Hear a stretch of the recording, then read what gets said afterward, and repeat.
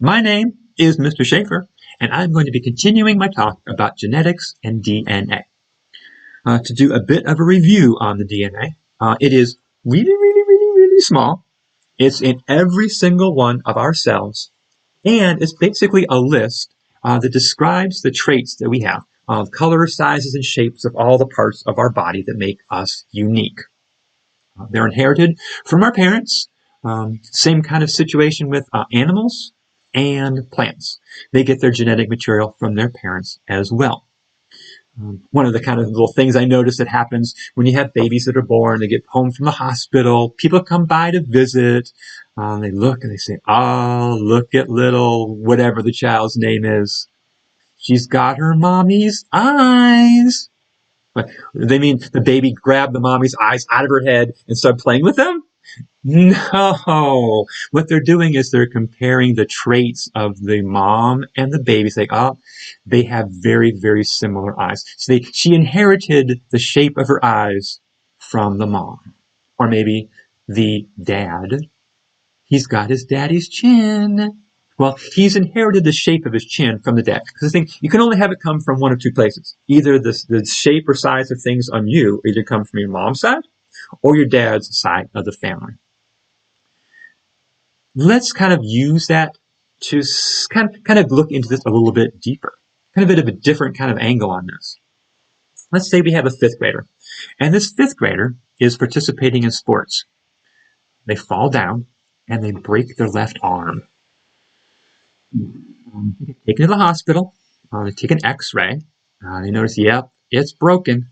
So they call the doctor over, he goes and he sets the bone. It's called setting the bone is what it is, kind of putting it back together the way it should be. They put a cast on there. 2 months later, the fifth grader gets brought back to the doctor. They take the cast off, they take another x-ray, and they notice on the x-ray that the part that had been broken is nice and solid. It's one continuous bone now, not just two smaller pieces. But on the x-ray itself, that area is bright white. My question to you. The fifth grader grows up, has children.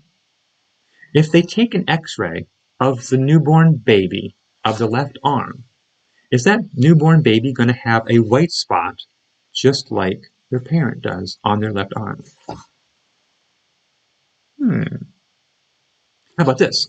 The fifth grader has pierced ears. They grow up, have children. Are the babies going to be born with pierced ears? Or maybe the fifth grader grows up, has a tattoo put on their left shoulder, has children after that.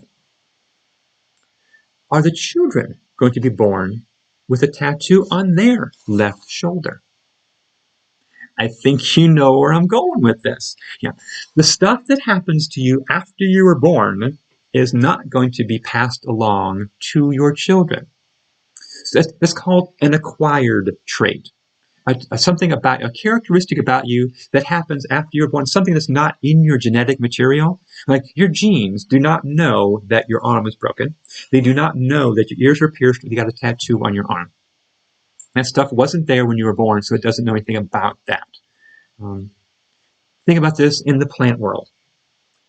A pecan tree is growing next to a driveway. The people that use that driveway, not very skilled at parking their car, and every once in a while, they run into, rub alongside, crash into the trunk of this pecan tree. So you can look at it, it's like, oh my, that pecan tree is getting some sort of damage to that tree. Pecan trees, of course, drop pecans. The squirrels come along, they pick them up, they bury them throughout the yard. They come back later, dig them up, eat them most of the time. But every once in a while they forget some, and those pecans that are buried under the ground are kind of like they're planted. And then they start growing. They become baby pecan trees. My question is, those baby pecan trees, do they have damaged trunks just like the parent pecan tree does that's parked alongside the driveway? No. That is also an acquired trait, something that happened to the pecan tree after it was born, after it was grown. How about this? Let's say we have some elementary students. These elementary students are learning their times tables. They start at the 1s, 2s, and 3s, and they work their way up to the 12s, and they're practicing and studying and taking quizzes and tests, and they learn them. They're getting older, and they use these times tables, and after a while, these times tables, over time, just get stuck in their head, so they memorize all of them perfectly. Well, these elementary students grow up, know their times tables, have children. Are the children automatically going to know their times tables just because the parents know their times tables? Just like the pierced ears and the messed up bark on the side of a tree, those things come afterwards.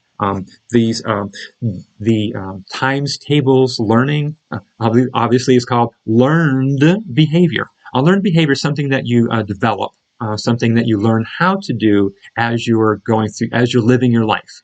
You're getting these skills. You're learning how to do this. It's not part of your genetics. It's something that you are developing and learning on your own. I think I'm going to stop here. I'll be back tomorrow. We'll learn some more about this, and we'll wrap up our little talk about genetics and DNA material. So until then, my name is Mr. Shaffer, and that's all I have to say today.